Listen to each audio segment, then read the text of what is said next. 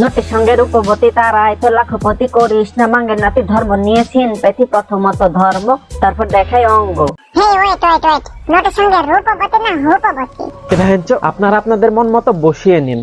মানে এমন একটা জেনারেশন এসে গেছে এখন মনে হচ্ছে ইসলাম ইজ এ বিজনেস। মানে একটা ফোন কলে সালামের মাধ্যমে শুরু হয় যার অর্থ আপনার উপর শান্তি বর্ষিত হোক, আর বানা ফোন রাখে ব্যাংক বিকাশ ব্যালেন্স সহ শান্তির ঘুম হারাম করে। Like seriously. আর বানা ব্যবসায়ীদের কথা বলবো, বিসমিল্লাহ বলে শুরু করে ওজনে কম দিয়ে শেষ করে।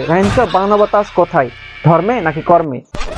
এই হোয়াটসঅ্যাপ বাজান দিস ইজ সিয়াম। আজকে মানে সবাই ভালোই আছেন। তো আজকের টপিক হচ্ছে বাড়া শিক্ষিত সমাজের অশিক্ষিত ধার্মিক মামুনিদের নিয়ে, যারা কিনা ঋতু বা আবহাওয়ার চাইতেও দ্রুত নিজেদের রং পরিবর্তন করতে পারে। নামাজ পড়া শেষ করলাম, আমি কেবল নামাজ পড়ে বসলাম। রেসপেক্ট মামুনি, স্যালুট। মানে বাড়া শহীদ মিনারে ফুল দেবার মতো কি আপনাদের জুতা খুলে স্যালুট করা লাগবে? আগে জানতাম বাড়া নামাজ আদায় করা হয় নিজের জন্য, আল্লাহর সন্তুষ্টি বা আল্লাহকে দেখানোর জন্য, কিন্তু বাড়া এখানে দেখছি তার উল্টোটা। মামুনি নামাজ আদায় করছেন তার সাবস্ক্রাইবারদের জন্য বা লোক দেখানোর জন্য। Like seriously bro. তো সবার জন্য আমি দোয়া করছি, আমার জন্য সবাই দোয়া করবেন। মানে বাড়া এমন একটা বিষয় হয়ে গেল না যে সাপোর্ট করলে সাপোর্ট পাবেন। আমি আপনাকে সাপোর্ট করছি, আশা করি আপনিও আমাকে সাপোর্ট করবেন।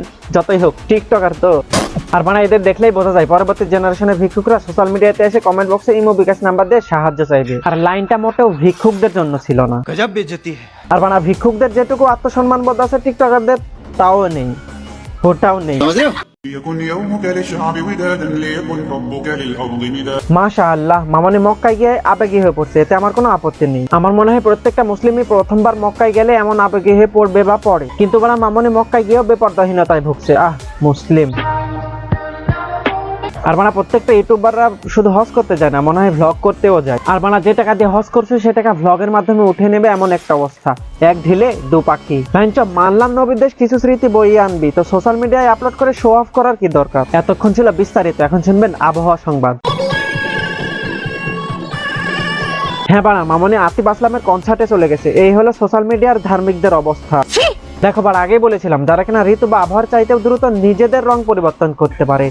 এই মেঘ, এই বৃষ্টি, এই রব, এই সৃষ্টি। আবে বেহেন কি বেহেন, এই কিছুদিন আগে মক্কায় গিয়ে আবেগী হয়ে পড়লি, আর এই এখনই কনসার্টে গিয়ে লাফাচ্ছিস বানা। বানা এমনিতে কি বললাম যে এরা আবহাওয়ার চাইতেও দ্রুত পরিবর্তনশীল।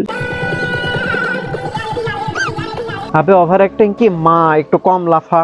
বানা যেখানে ছেলেরা স্থির আর ও বাড়া মেয়ে হয়ে সেখানে লাফাতে ব্যস্ত। ও বাড়া সরি, মেয়েরাই তো লাফায়। শুনেন, আল্লাহ তাআলা স্ত্রীদের বানাইছে স্বামীদের পেরেশানি দূর করার জন্য। শোনো বাড়া, মোটিভেট আর মাস্টারবেট দুটোই সাময়িক সুখ।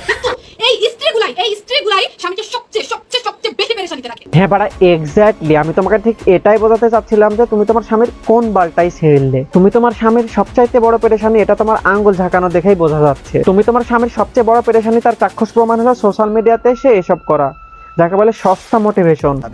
আর বানা ফেসবুকে সবাই পোস্টার ছিল না যে wife material, okay just wait. Propose করার তো সাহস নাই ছেলেদের, তাই জন্য কি করছো, কেমন আছো, খাইছো, এগুলো জিজ্ঞাসা করে বেড়ায়। কি বানা এখন মনে হচ্ছে যে ওয়াইফ ম্যাটেরিয়াল ছাড়কি সে একজনের ওয়াইফ না, সে সকলের ওয়াইফ হওয়ার যোগ্যতা রাখে, সকলের।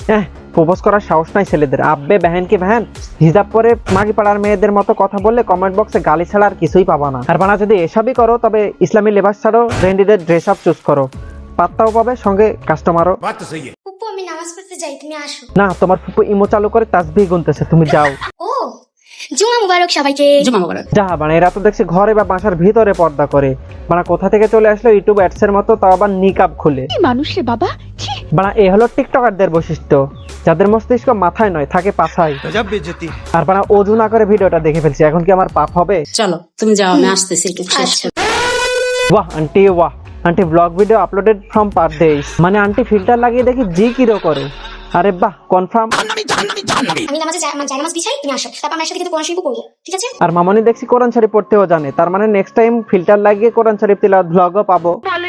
ওকে না, আসসালামু আলাইকুম। আর মানে এটা দেখার পর আমার আম্মু লাইক দি। এরকম একটা মেয়ে যদি আমার বেটার বউ হতো। সবাই খুব ভালো থাকবেন। হ্যাঁ বাড়া আপনিও। আর বাড়া এসব টিকটকার আলবালদের কি আর বলবো, এখন মসজিদ মাদ্রাসা পর্যন্ত এগুলো পৌঁছে গেছে। মসজিদ মাদ্রাসায়ও নেতা খেতারা পরিচালনা বা কমিটি তারা। বাড়া এমনকি ওয়াজ মাহফিলেও তাদেরকে দেখা যায় প্রধান অতিথি হিসেবে, যাদের মাঝে ইসলাম সম্পর্কে বাড়া ন্যূনতম জ্ঞান পর্যন্ত নেই। তাহলে বেঞ্চ বোঝা আমার তারা কেমনে প্রধান অতিথি হয়।